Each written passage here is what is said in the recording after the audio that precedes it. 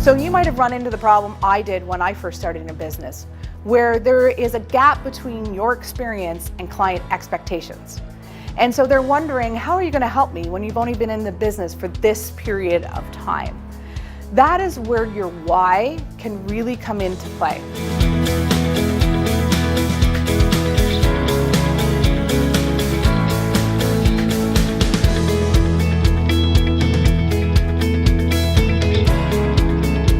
And amazingly enough, everybody's sales went up the following year because they started sharing their why. So if you're trying to bridge the gap between your expertise and your experience and the client expectation, your why story is really powerful and can bridge that gap.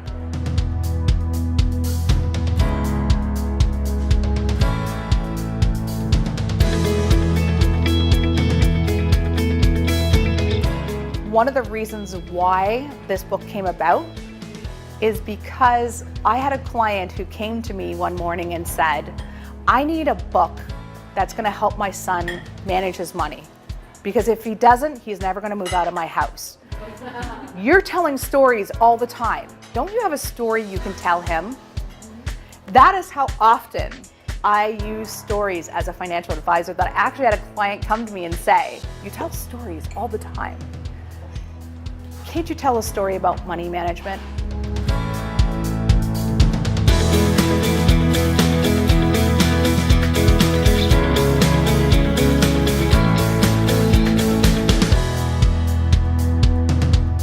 Now they're clients, and you want to keep them clients. So what do? You keep telling them stories through your blog, through newsletters, to keep them engaged with you. And I just want to take a moment to tell you the difference between telling a story in person and telling a story through writing or online. Okay, so for me, you're looking at me, you can see how passionate I am, you got your truth factor going on, you can tell whether I'm authentic telling these stories or not. You can do that in person. You don't have the same advantage when you write online.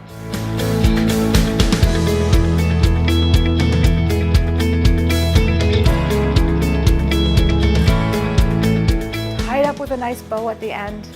Remind them of what their pain is and how you can help them and what action step they need to take. So call me today, order this product today, whatever it is. If you look at commercials, that's the way they work, right? The last thing they say is, call this 1-800 number right now and you can get it.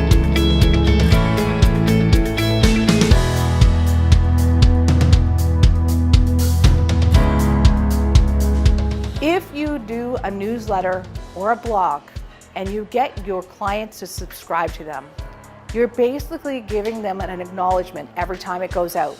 Hey, I remember you, and I remember that you still may need to know this. So I'm going to give you this little piece of value because I value you.